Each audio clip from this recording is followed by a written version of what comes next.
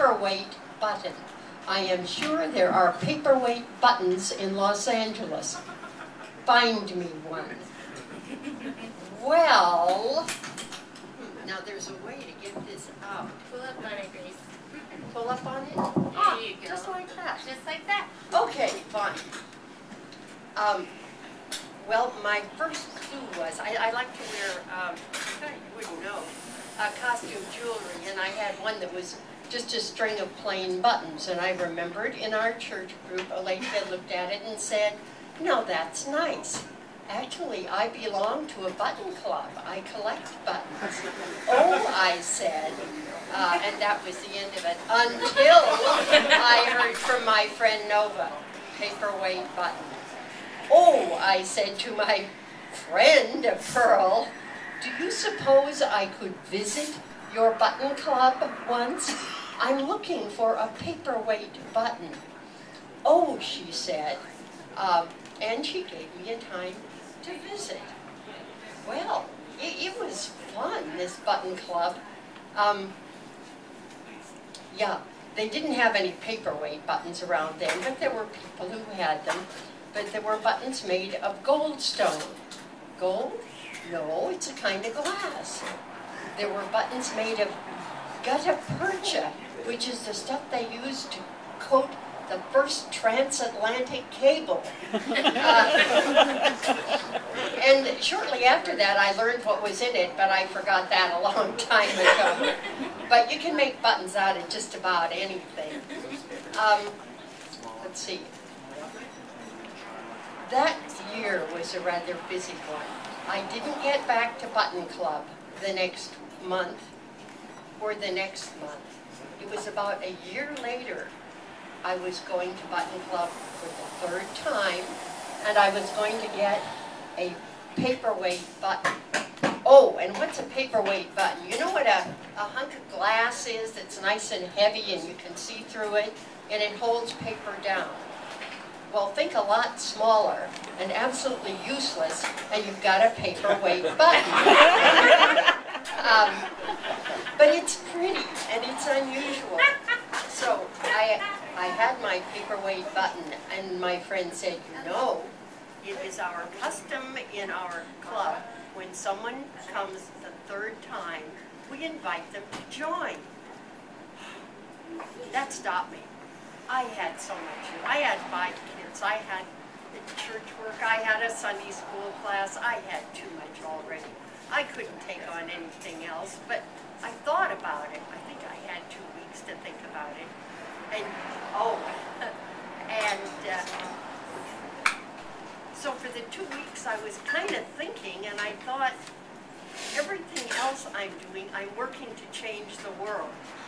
And you know, it's not happening very fast. I think you pushed the off button here. Oh, okay. Does that sound better? Yes! Yes! Eureka! Eureka indeed. So I thought it would be kind of neat to be in something where I wasn't really trying to change anything and just enjoying it. And about 4 more days of thinking that, and I decided that I would join the Button Club. Well, I'm still in it. Now, about my friend, yeah, she got the paperweight button. She puts up a display every year at the fair. Now, it's kind of hard to show people buttons. Generally speaking, they're not very big. So how do you show people a button? And what did I do with my bag? Ah, there we are.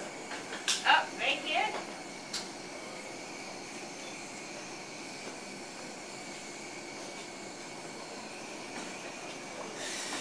This is a white freshwater pearl button. It can also get pictures on it, but my friend, every year at the fair there'll be something with buttons.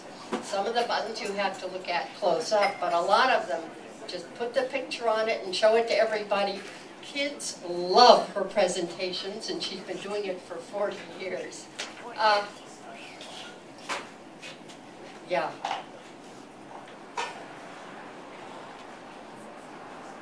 home. And one thing I have learned, I learned this a long time ago, never throw buttons away. You have clothes you don't want anymore. The first thing you do is cut the buttons off, any zippers, any snaps, anything like that, put them in a box. The cloth goes in the rag bag, and you take everything off. You know, that little table that Uncle Ray made out of redwood burl. Okay, Uncle Ray wasn't the best woodworker, but burl is pretty, and you don't want to scratch it. So you have a cloth with nothing scratchy on it to wipe that off or dust it or anything else. And you don't buy paper towels. I buy a lot of paper towels now. Yeah, that's how it used to be.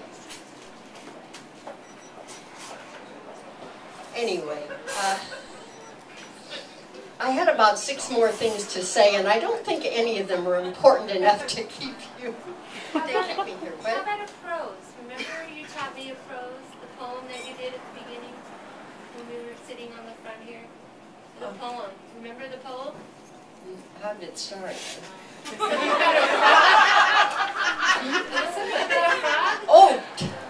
Oh, this is the first thing I recited. 2 frogs fell into a deep cream bowl. One was an optimistic soul, the other took the gloomy view. "I'll drown," he cried without more ado. Then with a last despairing cry, he flung up his legs and said goodbye. Quoth the other frog with a merry grin, "I can't get out, but I won't give in. I'll just swim around till my strength is spent. Then I will die with more content." So around he swam till it did seem his struggles began to churn the cream. On top of the butter at last he stopped, and out of the bowl he gaily hopped. What is the moral? It is easily found. If you can't hop out, keep swimming around.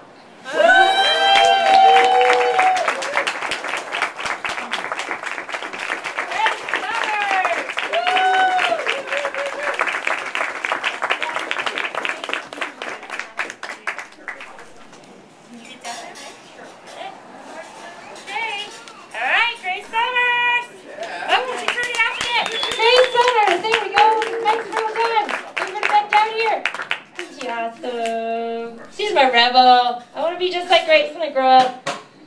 I'm going to wear it. She always comes in colors too. I think it's because she walks so much. She walks here, she walks home. She always wears a bright color, either red, orange, yellows. It's always bright. She brightens my day.